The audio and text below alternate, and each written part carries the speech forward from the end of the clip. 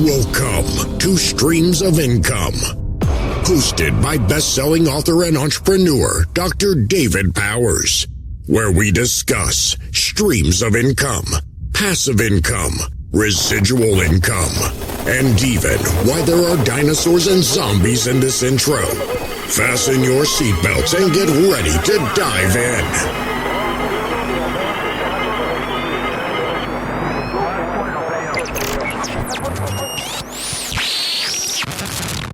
Hey everybody, welcome to the Streams of Income podcast. I am here with an old friend and somebody that I have known digitally and through books for many, many years. And then I finally got to meet him at a homeschool conference. Yeah. And Jim is one of what I call my Dan Miller Alumni Club. People Right. that I know that through Dan Miller.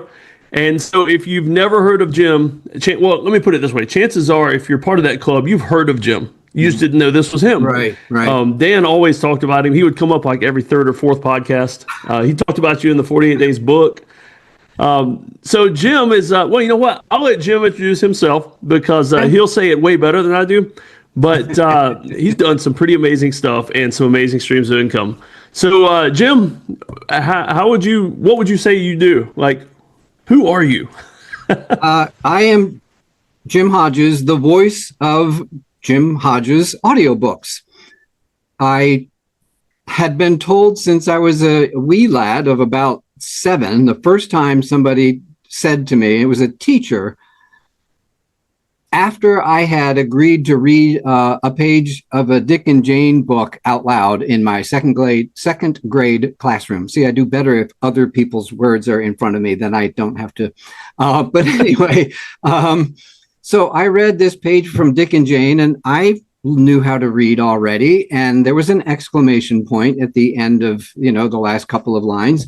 And so I read them with enthusiasm. It's like, see, Dick, run, Dick, run. This little 7-year-old boy with a high squeaky voice. And the teacher just kind of took a step back and said, oh my gosh, Jimmy, that was wonderful. Would you like to read another page for us?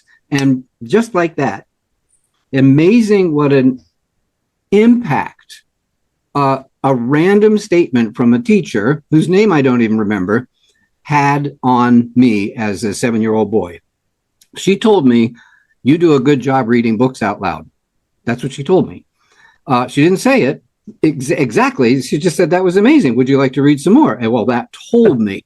And so from that point forward, all the way through high school, all the way through college, I always volunteered to read out loud because I felt like I had a knack for it and I enjoyed doing it. And people were like, wow, that was good. Thank you. That's very helpful. Because if you have the right pause and emphasis and all of that, you can steer the listener's mind to follow the meaning of the words in the book much more easily if you can break things up. So anyway, I did a lot of recording. I did a lot of reading out loud in school, high school, even in college. I started doing theater when I was in high school, just a couple of little one-act plays, no major parts or anything. But the first one-act play I was ever in went on to state finals, which was kind of interesting because the girl who I still know and had the main leads did well enough that we went on to compete, which was kind of interesting. And so I started an audiobook business because I love to read out loud.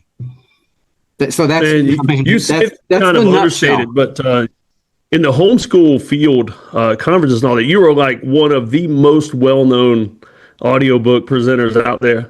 Well, that's great. You've got a following. I do. Yes, I do. I've got, over 12,000 people on my email list. I do have name recognition out there in the homeschooling community. A lot of other companies are carrying my stuff now, which is really neat, and have been since the very beginning. But, Jim Hodges Audiobooks has gone through a lot of iterations. Over the last 25 years. That's how long I've been doing it. 25 years, full-time, Jim Hodges Audiobooks. Yeah. And you used to do the conferences a lot, like show up and do the vendor thing. And I've done that before, and that is excruciatingly painful and boring sometimes. Do you still do that?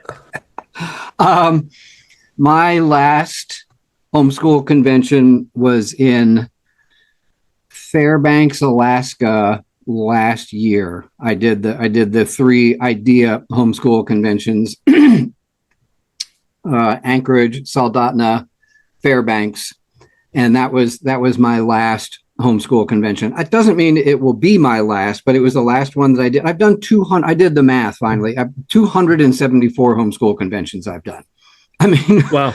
If people don't know my name after that, guess what? Not a whole lot more I can do.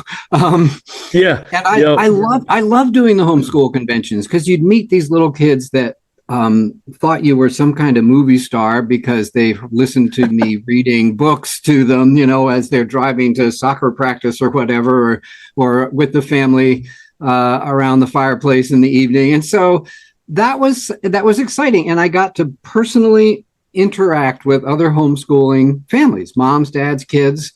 And I get energized by that. I really get energized by that. And so, yes, I've done a lot. I just turned 67 this year. And so I'm just a little bit ready to wind things down a little bit. So I'm not doing the homeschool conventions. Plus they became, for me anyway, and I don't know if this is true for everybody doing conventions, but for me, they became less and less profitable as the cost for a booth just kind of went through the roof, and then travel expenses and rental cars and meals out. And I mean, I got to the point where if I could drive, I would, because that was less expensive than flying. And then I didn't have to have a rental car. On Thursday night, you got to get there Thursday night for a Friday and Saturday convention. And a lot of them have Thursday night with shopping hours too. I would get a pizza on Thursday night, and I'd have half of it for dinner on Thursday. I have the other half for dinner on Friday. So it was like $10. Okay. For lunch, I'd bring a couple extra hard-boiled eggs from the breakfast bar at the hotel where I was staying, if they had a breakfast, because sometimes I'm staying in Motel 6s and they're like, yeah, you got a bed. Shut up. You're lucky to have a bed. You're lucky to have a bed. So they just got to be so expensive. And I just wasn't turning a profit. My sales were still good, but when I looked at and compared it to what it cost me to get there, there were diminishing returns. So I've taken some other tacks that I believe have made up the difference there. Yeah. I mean, I love going to conferences, but doing the booth and everything, unless the sales are blowing through the roof. I mean, I'm more of an introvert, and so it would wear me out so much. Yeah. And people see these conferences in big cities and they think, oh, it's a, tax deductible vacation. No, it's not. By the time you get done for the day, you go to the hotel and die. You do. I mean, they would say, okay, be here at 9:00 tomorrow morning or 8:00 tomorrow morning, and be here till 8 or 9 o'clock tonight. I traveled alone for a number of years. My wife came with me, and she was we were homeschooling still, and she was getting tired of the homeschool convention scene. And I got to the point where I had to beg her to come just to give me some relief. And I finally just gave up on that and figured, you know what, if I have to walk away from my booth, I'm going to put a sign up saying I'm taking a break, and I'm just going to walk away, because it is grueling. And people would want to get together after the convention, other exhibitors. And I made a lot of friends in the homeschooling exhibitor circuit. And they're just wonderful, absolutely wonderful, wonderful people. And I would say, look, if we can do it Friday night, okay, great. But I don't want to do it Saturday night, because everybody's breaking down and trying to get out of there. And I would love just going out to eat with them. But other than that, no. When it was over, I was like, okay, back to my hotel room, chill, decompress, and try to get a decent night's sleep. And who sleeps well in a hotel? So the next day, we're starting off behind the 8 ball. So it got very, very hard. And so if you're going to homeschool conventions, be nice to the exhibitors. They're really, laying it out there on behalf of their business, obviously. Yeah. But people do that because they love the homeschooling community, and they believe that what they have can really help homeschooling parents. Yeah. It's a big job. It's a big job. we only had 3 kids, so they were 3 years apart roughly. So we had, 3 different grades going and trying to keep everybody learning the same kinds of things, so anyway, be nice. Be nice to your exhibitors. They really do work hard, and their heart is definitely in the right place, for sure. Oh yeah. Yeah. So I know in the old days it was primarily CDs. And now you do a lot of digital. Do you have any other like streams of income you've spun off from the audiobooks alone? Not we'll get into the other stuff later, but have you found other avenues? The other avenue that I have found is really I'm so glad that I thought of this. I was approached about 7 years ago by this company that said, hey, I met you at a homeschool conference. I know you record books. I run a publishing company, and one of my authors has requested that I get some samples of voice talent. Would you be interested in recording this chapter of this book? And we'll lay them all before the author. And I said, yeah, sure, I'll do that. So I read the chapter, I sent it in. He wrote me back about a month later and said, well, the publisher, I picked your recording, but the author did not. However, I've been to your website. You've got a lot of stuff, and I do distribution for books and audiobooks. Oh. Would you be interested? And I said, well, where are you putting it? Well, Audible, iTunes, recorded books, all of these. I have been to audiobook sites that I've never heard of anywhere in an email that I got that mentioned them in passing. And I click on it and I go there and I'm already there. So this guy really has done a masterful job distributing my audiobooks. And at the time, he said, I'll give you 25% of the royalties I collect. I said, you know what? 25% of something is better than 100% of nothing. So yeah, sure, go ahead. 5 years later, I had proven myself, obviously, because my numbers kept going up. My quarterly check kept going up gradually, but consistently. And so it was time to renew. And I said, I had already started another distribution network system. And I said, look, I want 50%. He's like, oh, no, that's not, I might be able to do 35 maybe. But I said, Brian, look, that's it. If you want to keep carrying my stuff, I want 50%. He's like, okay, fine. So now I'm getting 50%, which is good. That actually works out to, where's the document? It works out to like anywhere between $1,200 and $1,500 a month from him putting my audiobooks on all of the different audiobook websites. And so that is a stream of income that I don't have to do anything. I just keep recording my books. I've got over 100 books. And so they're out there and you can buy them from audiobooks.com or Chirp or, anybody. And I get a portion of the royalties that are collected on that. So I never was on any of the public sites before this guy approached me. So all of a sudden I had another stream of income, which was great. What I had started in the interim, well, for one, we started off with cassettes. in 1999. You've been doing it that long. Oh, yeah. A long time ago. I did a little bit of research and discovered that well over 90% of the audiobook industry was on cassette. So, of course, you do cassettes. And what I did was there were 2 books that I recorded, With Lee in Virginia and In Freedom's Cause. With Lee in Virginia, I recorded because it was the Civil War, but from a Southerner's point of view, and I knew a lot of homeschoolers were from the South, so I thought they would enjoy that.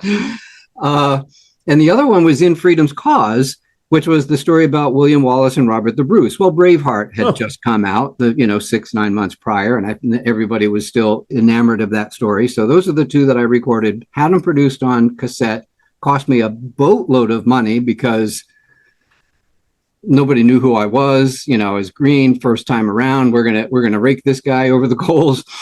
So I went ahead and sent out free copies of those 2 audiobooks to any distributor of the books, and these are the George Alfred Henty historical novels.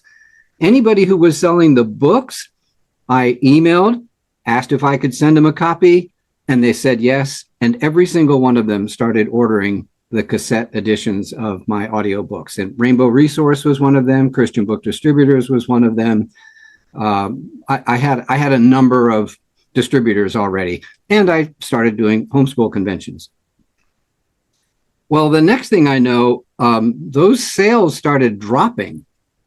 So I did another analysis. They said, "Oh, well, you need to go CD."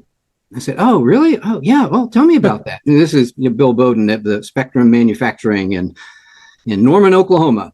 And I said, "Well, tell me about that." He said, "Well, you can't fit as much on a CD as you can fit on a cassette. So it's going to take more CDs, and the packaging is different, and they're going to cost you a lot more." And I said, "Well, no, I don't need the manufacturing price to go up. I need it to go down." Because I was spending $9 or $10 per cassette package. Yeah. And I would wholesale them at 18 and retail them at 36. So it was 100% markup and another 100% markup. And that gave the distributor the chance to be the hero. Manufacturer's suggested retail is 36. I'll sell it to you for $29.99, and so they get to be the hero. I still make double what it cost me, or I make what it cost me. And so then he said, "How's about MP3 CDs?" I said, "I have no idea what you're talking about. What is that?" Well, he said, do you listen to music online or anything? I said, "No." "Well, millions of people are, and they're all listening to MP3 editions of these great songs. So if we did an MP3 edition of your books, it would be one CD, and it would cost you $2 a pop, as long as you ordered like 100. Yeah. Okay, done. Let's do that." So they revamped the covers so that it fit on a square instead of the cassette packaging. And all of a sudden, my cost went down like mad to $2 per copy. And I sold them to my distributors for 10. So instead of getting $4 back, I got $8 profit per CD. And the technology's better. It takes up less space. And then with a retail price of 25, they could be the hero and sell it at 20 and still make 100% of what it. So everybody's winning here. I've always been clearly of the mindset that if this isn't good for you and me, then there's no sense in doing it, because I don't want it to be all good for me and not for you. So that's always been my mantra. Well, CD sales started dropping. As I told you, the expenses went up, the CD sales started dropping. So I realized I'm sitting on a couple $1,000s worth of CDs over here. They're not doing me any good. Yeah. And they're not selling naturally, and I'm not doing conventions. So I just realized I'm going to dispense with the CD editions. I'm going to go straight download and straight streaming. So I got in touch with, I think there's 8 different distributors that distribute to homeschool. Let's see, 1, 2, 3, 4, 5, 6, 7, 8. 8 different companies that I approached and said, "Look, I've got all these great books. You market and serve the homeschool community. How's about we do this? I give you my complete inventory of audio. You put it on your website. You sell at my retail price, and you send me 50%. That's bringing in $1,800 a month." Yeah.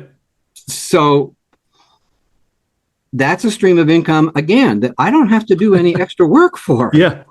It's I call that passive adjacent. Like you had to do some work initially, but Absolutely.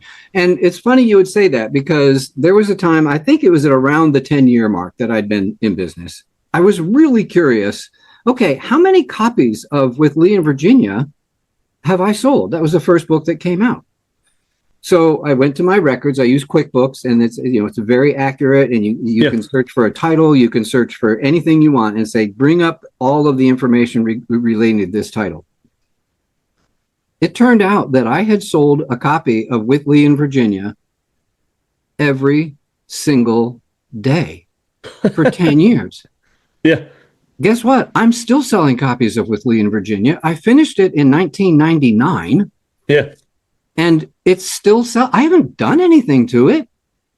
I'm even better at my job now than I was then. And yes, I had to do some work. And I like to tell the story about Harper Lee. She wrote To Kill a Mockingbird. Mm-hmm. It won the Pulitzer Prize in 1963, made into a movie, just stage productions, everything. She only wrote one other book in her lifetime that she never even published before she died. Yeah. They found it in her bedside table or something when they found her dead, and they published it, and it was like, nobody was really all that impressed with it, apparently. But I think she lived on royalties for the rest of her life for one book. That's the dream there. Oh, man. Every kid in high school from 1965 till today practically has to get their own copy of To Kill a Mockingbird and read it. It's a great book. It's a great story. It made a fine movie. Yeah. And yet, I'm surprised they haven't made a second movie yet. Not a sequel, but just another remake. Because they do like to do remakes, and Hollywood doesn't have an original thought in their head. So that would be. The great thing about those historical books, like the Lee book, is they're historical, but every so often something will happen and they'll revive again. Bring it back up again. Yeah. I mean, I'm thinking about, 12 Years a Slave? I mean, I had never, before the movie, I had never read or heard of that book, but it was an old book. Yeah, right. Yes. So I feel like I've gone through a number of iterations, cassettes, and then skipping over CDs and going straight to MP3 CDs, starting to sell. So there was this one title. There was a great book, and all the teenage boys were like, "Oh, record this one." I'm like, "Why? It's not a very well-known historical event." Well, there's so much action in it. We love it. Would you record that? It's like, all right, fine. So I recorded it, and sure enough, it didn't sell that well. So when I was testing my, when it really was testing the first foray into selling downloads, I picked that title to be on sale for $10. I sold 180 copies during the month so it was like $1,800 just fall into my lap for a book that before that hadn't done much of anything. And now everybody on my email list knows you don't have to go to a convention, you don't have to buy a CD, you don't have to wait for it in the mail. You can go to your computer, you can buy it now, you can download it, you can be listening to it in 5 minutes. And so that began the download phase of Jim Hodges audiobooks. Same old recordings, same old stories, been around for 20 years at this point, or probably more like 10 or 15 years at this point, and go. So the next phase, and this, as you can see, things are always changing. And I like to say there's one thing that I like about being self-employed in this kind of business. You're constantly challenged. You always have to go, what's next? What can I do? You can't sit still. You cannot sit still. And you know what I hate most about being self-employed? You are constantly having to work to keep up with the technology. You're constantly having to figure out what to do next. It's like, can't I just read books? I mean, that's what I really want to do. So it's invigorating on the one hand, but if you've been doing it as you know, David, I was in the Navy for 20 years before starting Jim Hodges audiobooks. Yeah. So, and before that, I started working when I was 12, paper routes. And before that, it was shoveling walks and raking leaves and doing all that kind of stuff. When you're a little kid, anybody can rake. Might not do a great job, but you can get a lot of them anyway. So I've been working for so many years. I am getting to the end of it. 67 is not. I'm not young. I'm not old. But I'm getting to the point where, I want to set things up on autopilot. And that's why I've worked out with hey, you sell my stuff on your site. Hey, you get me on all of the download sites for audiobooks, literally worldwide. I have customers in China, South Africa, Australia, Canada, not Mexico so much, Japan, different countries in Europe. I mean, I've traveled a lot, but I've got customers in a lot of places I have never been, thanks to the internet and the ability to sell things through the internet. Just so the listeners are catching this, they might be thinking, well, I can't live off $1,800 a month, but you're talking $1,800 a month times 3 or 4 or 5. And That's what I really want them to pay attention Right. to, is these different income streams. So that's my Navy retirement check coming in. That's been coming in since I was 41. That's not bad. Not bad at all. You know, you do 20 years in the military, and the rules have changed a few times since then. But at that time, you would get a base pay, you'd get a housing allowance, you'd get a meal allowance. And when you retired, you'd get 50% of the base pay. So it usually works out to about a third of what you're actually earning. Yeah. You get your check when you're active duty. When you retire, you get about 1/3 of that, and it's for life. And a third of what you made as an admiral. I mean, it's got to be. No. Or were you on the enlisted side of things? I was an E6, not an O6. You're like me. You're on the enlisted side. Yeah, I'm on the enlisted side. But you know what? Honestly, I will forever be grateful that I stayed, because I've had medical coverage ever since. My wife and I, my kids that were still at home, we had medical coverage that I wasn't really having to pay that much for. It was like $100 a month, maybe, for TRICARE for all of us. Yeah. And then the commissary is a much less expensive place to shop. So there were multiple benefits to. It's not just that monthly paycheck.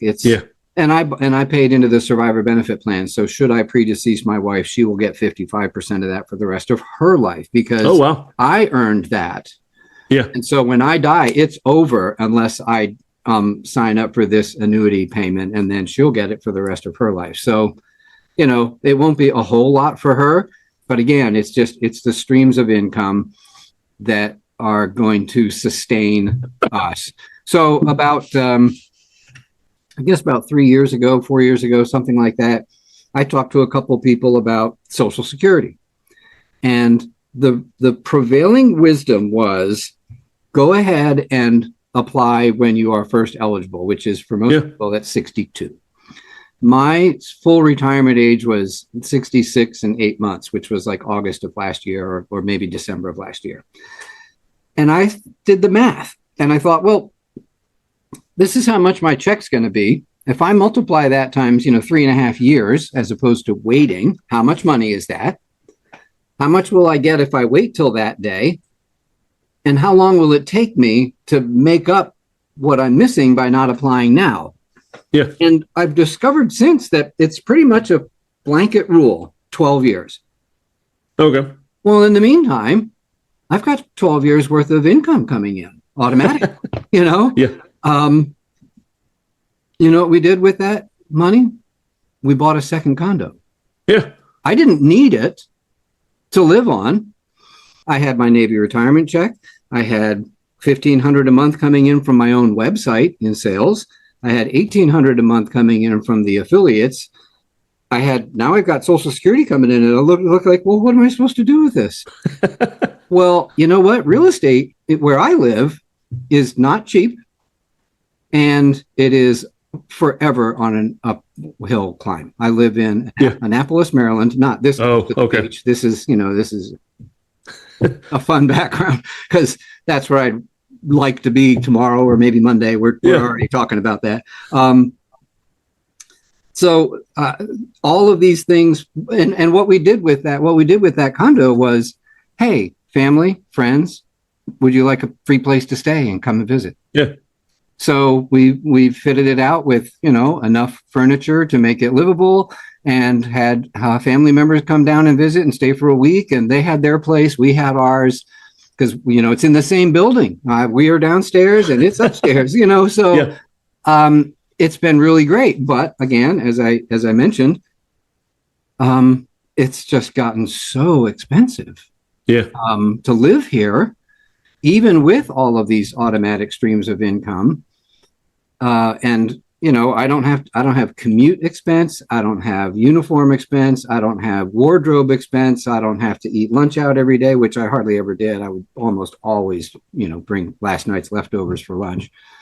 And we're frugal people. We don't live extravagantly, although some might question that, but we don't live extravagantly. And I say that because 26 years ago, I was still in the Navy. I had 90 days of vacation time saved up. we hopped on a military flight, landed in Germany, didn't realize we had no reservations and no plan. So we hopped on another plane and flew it back, another military plane, flew it back to London, at least where they spoke English, and spent 2 or 3 days traveling around London and southern England. And then we went back to Europe and started our Eurail Pass and spent 3 weeks traveling around Europe with no reservations anywhere, nothing but a backpack on our backs. And we traveled around Europe is one of the last things I did when I was in the Navy. And it was part of our kids' homeschool. I mean, this is an education. We're going to Rome, we're going to Venice, we're going to the D-Day beaches, we're going to Germany, we're all over the place. Yeah. And everybody, all of my kids' friends said, your parents must be rich. No, we're not. We're far from it, except we really, this was something that we really, really wanted to do with you kids before I got out of the Navy. So that got us on a trajectory where I've lost count of the number of countries that we have visited. We've been all over Europe. 2 years ago, we took all of Monica's siblings on a 2-week trip through Europe. We just got back from a 6-week trip to Southeast Asia. My son is in the military. He's stationed in Singapore. And for his kids' summer vacation, they wanted to go to Thailand, Vietnam, Sri Lanka, and India. And they asked us if we'd like to go along. We said, sure, let's go. Oh, man. So, and I love looking at your Facebook feed when you're on these trips. Oh, yeah. I'll tell you, go to the Jim Hodges Audiobooks Facebook page, and you too can come to Sri Lanka and India. Our last day of that trip, we were at the Taj Mahal, which was just a fantastic exclamation point to the 3-week trip, a 6-week trip that we had taken. And when you're self-employed and your website is on autopilot, I forgot. I instituted about 7 years ago a download a month club. Yeah. So my audios cost $18 if you just come and buy one. If you join the download a month club, you pay $6.99 a month, but you get a coupon worth $18. And then you can come back and buy an $18 download for the $6.99 that you spent on that coupon. So I've got over 150 people that are on that. Wow. Many of them have been for some time. And that's where the bulk of my website income comes from. It's, $1,400-$1,500 a month. Yeah. Man, I love that. Now we're hitting another label, like recurring income. Exactly.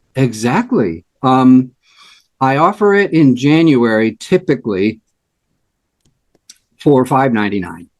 Yeah. A month. So that's $6. You're paying 1/3 the price of an audiobook. So if you only use 1/3 of the coupons that you get, you're not losing any money because you're still, getting an $18 download for every one of them. So yeah, I've had as many as 180. We're a little over 150 now. That was my high point, was 180. Yeah. But that's really nice to just, so I sit down at my laptop, whether I'm at my son's in Singapore or Sri Lanka or wherever the heck we were, and I see all of these sales coming in. Yeah, that's awesome. $5.99, $6.99. Somebody bought a download, $18. Oh, they bought the download and the study guide combination for $24. And so it's just money. That's just money coming in. Oh yeah. So that's automated. The affiliate stuff is automated.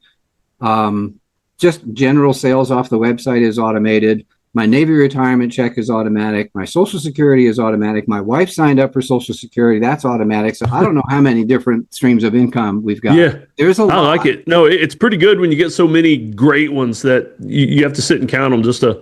Well, yeah, that's pretty awesome. That's not a bad thing. The crazy thing is, so off of the audiobooks, between the affiliates and the websites, it's about $40,000 a year. Yeah. Well, now we add the Navy to that, and then you add Social Security to that. You're pushing 65, 70 maybe total of just income. Don't even think about what the expenses are to maintain all of that because it is expensive, and that's why I don't really have a lot of money left over. This trip this past summer was the first time I have wildly overspent on travel expenses, and I'm behind the 8 ball in a big way. But it's worth it. It was. We went with our grandkids and my son and his wife, and we traveled all over and saw some amazing things. And I mean, my goodness. And it took a long time to get here. Yeah. I know you're dealing with, maybe 40 to 80, that age range, but I hope younger kids are looking at this and saying, well, he didn't get that overnight. It took 20 years in the Navy, 25 years of self-employment, all the work that he put in to actually record those books and edit those books and pay somebody to design the covers and pay somebody that, there's a lot of those conventions. Oh my goodness. I don't know what a convention booth costs anymore, but yeah, I quit when it was pushing $750, $800 for, 100 square feet for 2 days. Like, God. Yeah. And if you want to end cap, just double that. Exactly. At least double that. And I would always ask for a corner because then at least I had two sides. Yeah. And people had to come around and go around that corner. And I had my CD player right on the corner. They could not miss hearing my voice as they went around that corner. I mean, it just made sense. Yeah. Oh, yeah. And now, most of your stuff is historical drama, but you actually have some other Hardy Boys and some other things like that as well. I do. Yeah, the Hardy Boys have been a blast. I started doing classic literature titles, which I'm really enjoying because I never did read them when I was in high school. And that way I'm getting to read the classics, which is great. And I've chosen not like heavy stuff, Around the World in 80 Days, Treasure Island, Robinson Crusoe. Fun stuff. This is more fun stuff, but still classic lit. There's a reason people still recognize those names. It's because they're classics. Yeah. So, the best part about this for me, Dave, is that I love it. I love reading out loud. I just do. I just think it's fun for me. All the rest of it is work. All I want to do is read and then just go, you guys do this, you do that, because I really don't. I'm not interested in that anymore. I'm to the point now that I might be able to get away with always paying somebody to do my editing. This last book, I spent so much in India or wherever that I couldn't afford to pay somebody to do my editing. So I had to do my own editing, which I absolutely hate doing. But I have people who will volunteer and have volunteered for years to listen to my stories once I think I've got all the corrections made. Yeah. And they just listen to it and come back and say, hey, you said the same line twice here. And I go in and fix it. And then I release it. I have somebody that does my website maintenance, simple things, creating new pages and adding product and that kind of stuff. Not a lot.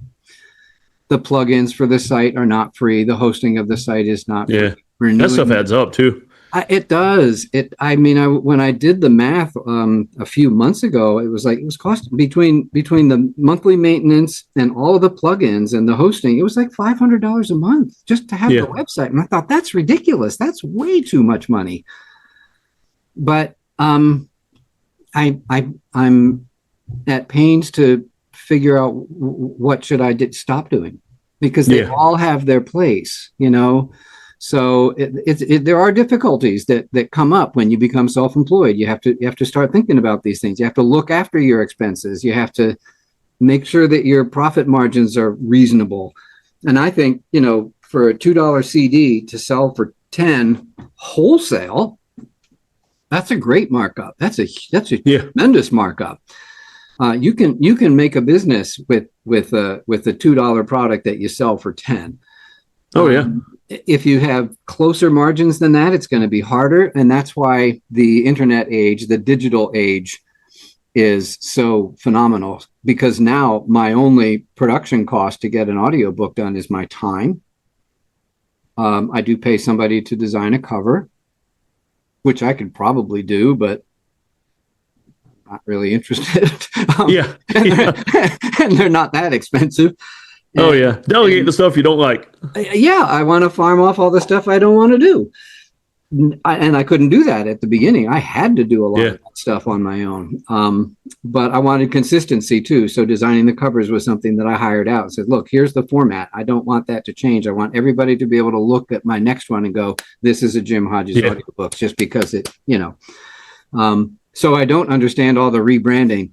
Let's see. Cracker Barrel is a wildly popular restaurant chain around the United States. Let's change everything. Let's make it like all the others. It's so dumb. No, I want people to look at it and go, "Oh, that's a Jim Hodges." Because look at the cover. Of course, I recognize it. That's a Jim Hodges. Yeah. So more so the rebranding. I'm a bigger fan of like going retro, like grabbing an older logo and bringing it back. Something like that. I like that better. You know what I wish somebody would do, and there are TV channels that are attempting to do this, like Me TV and things like that. I wish that Disney would come up with their own, Disney Retro channel. Yeah. And all they would have to do is rerun all of their Sunday night programs from all of the 1960s. You'd have, let's see, 5 times 12. That's 60, 2 or 3 hour long programs. And just, what are you doing with that now? Anybody? Yeah. Anybody? It's sitting in a warehouse somewhere. It's sitting in a warehouse somewhere, and you could be mining the public domain. It's not even public domain. It's your own inventory. Yeah. And you're doing nothing with it but coming make use of it before it's public domain. Well, yeah, no kidding. I mean, believe me, every year I look at the list of books that are going into the public domain in case there's something that I want to record. And that's what I'm doing with the Hardy Boys. Okay, I've been using some of the Winnie the Pooh stuff now that the early stuff. Hey, there you go. I thought about that too, but I'm afraid my concern with that one is people are so familiar with the voices that have already been established. Yeah, you know what I mean? Still too close. Yeah, they're going to listen to mine and go, "He doesn't sound anything like Eeyore." I'm like, well. I'm not the guy who did it, so I'm sorry, I'm not that old. Well, maybe I am. But the Hardy Boys is perfect. I mean, it's not like there's been Hardy Boys movies or anything all these years. I mean, there've been one or two, but not so recognizable that somebody else couldn't do it. Right. And so I'm recording, and the blue cover Hardy Boys, 99% of them are not the original text. Yeah. The original text is 24, 25 chapters, sometimes almost an entirely different storyline, because in the 60s and early 70s, they rewrote them all. Yeah. So that every one of them was exactly 20 chapters, the exact same number of pages. Let's adjust the storyline any way we want to comport with what we think the story should be now. Well, I didn't know that. Oh, yeah. Yeah. So I have to go. In fact, I went to Abe Books and searched for the brown cover Hardy Boys books. And I contacted each seller and I said, please open the flyleaf and make sure that this is the 1927 edition, 1928 edition, 29, 1930, so that I knew that I was recording the one that was going to be going out of copyright the next January 1. Yeah. So I could get them all done now, and then just wait for the date to get here and boom, drop them. And I hired a artist for the covers, and I sent him the original cover, the paper flyleaf that would go around the brown jackets. And I would send him that because you can find that picture.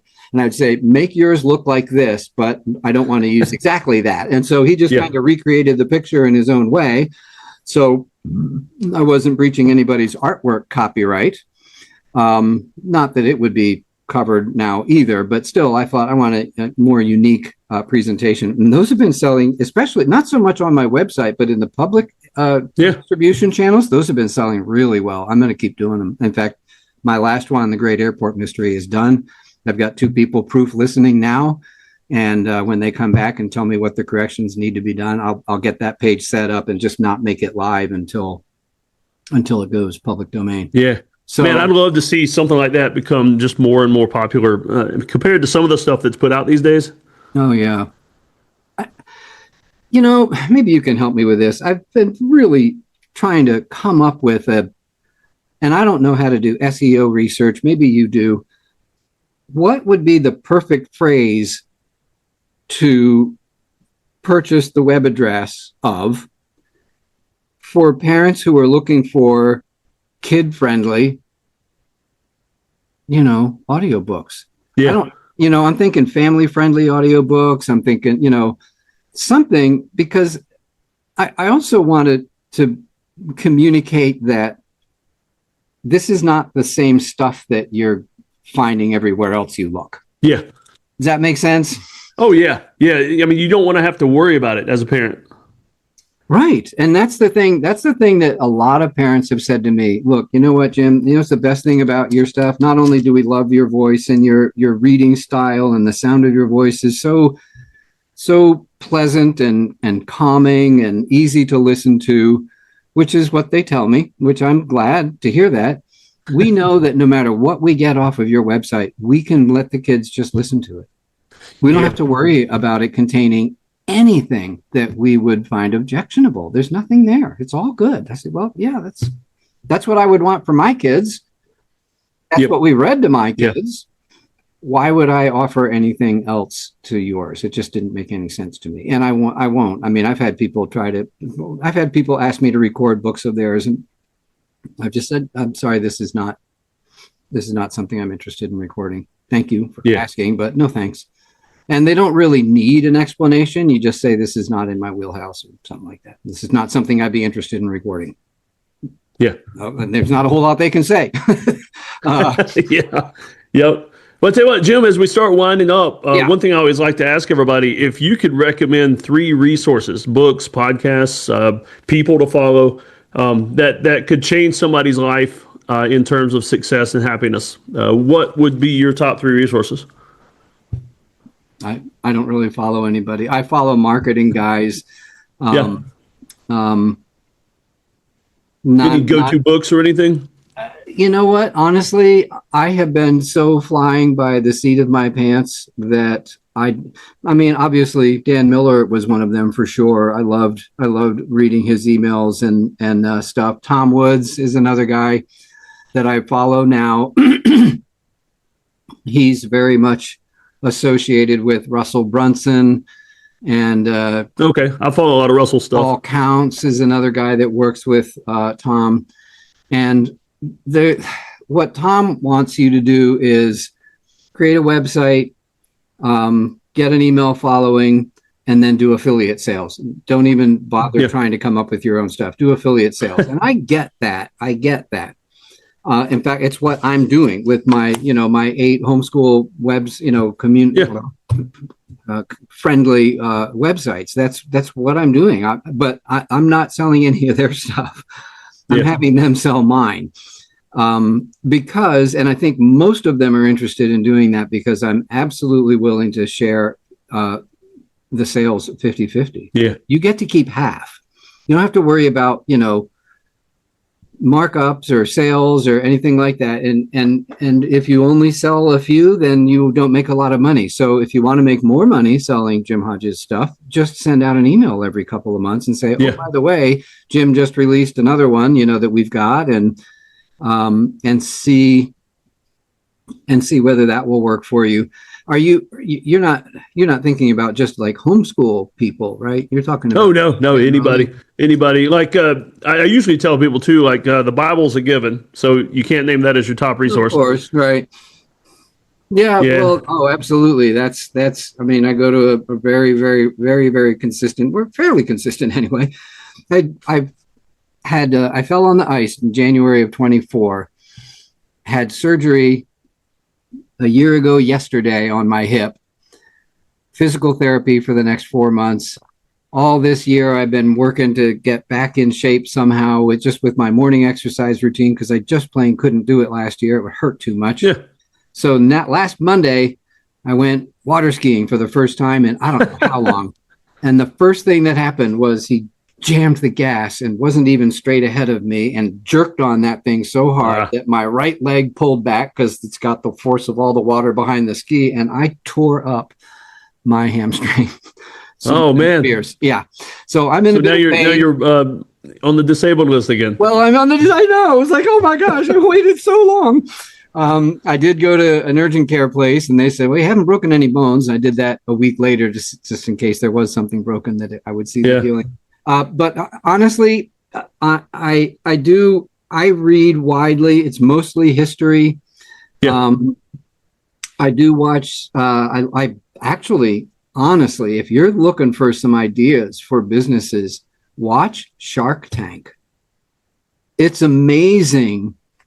the products that people have come up with. And if you want to get your entrepreneurial juices flowing, I think that is a great resource to just, find whatever streaming service has the whole history and just go back 10 years and just start watching them. Because oh man, you get so many ideas just watching what other people are doing. And you'll also see that no matter how crazy your thing is, somebody is doing something even more crazy. Yeah, and got somebody to invest in it. Yep.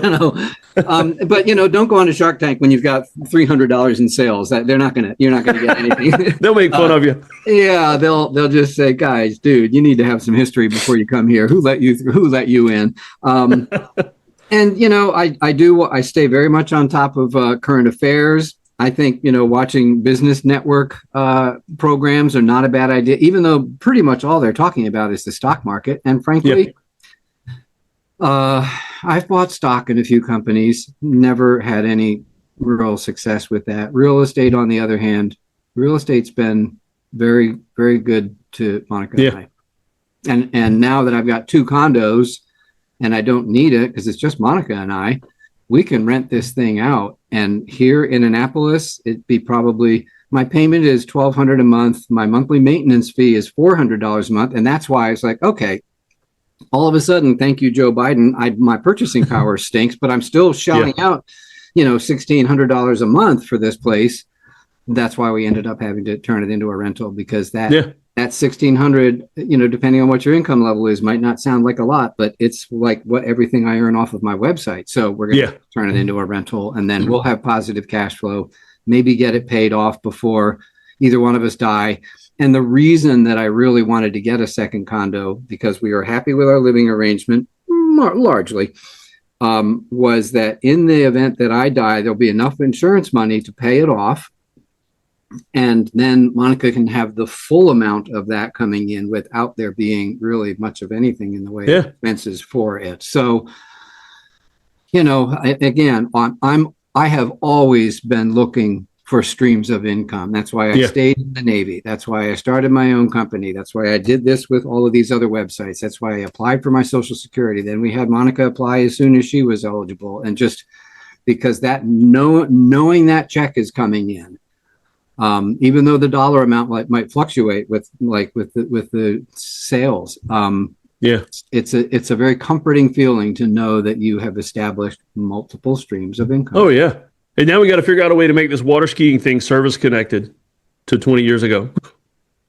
Now you're thinking 25. I'm in that rabbit hole now. I'm trying to get more disability on the VA side of things. And that is a quagmire. Well, I don't know what I could claim, honestly, that we didn't address at the outset. And, I've got like 20%. It's nothing. If I'd really known what I was doing at the time, I probably could have gotten more. But, I was like a 40-year-old guy who just worked for, I didn't even make E7 because I didn't take the duty assignments that would have required that. We were homeschooling. We were more about, doing family stuff than me being gone for 6-9 months at a stretch. Oh yeah. So, anyway, you make your decisions, and Lord willing, you're happy with them. Yeah. Oh yeah. Well, we'll go ahead and close out, Jim. I appreciate you being with us. And thank you so much just for everybody that's listening, I'm going to put your website link and everything in the show notes, and that way we'll get some people to sign up for the books. That book a month club sounds like a pretty good deal. Oh yeah. It's a great plan. Yeah, go ahead and put that link on. It's on the homepage. There's a wide banner to click on that, and it'll take you to the sign up page. And I've got 35 Henties. I've got a dozen old time radio shows. I've got 8 Hardy Boys. I've got 25, 35 kids level, 5 to 10 year olds. So there's plenty there for whatever might interest you. So thank you. I appreciate that. Oh yeah. Yep.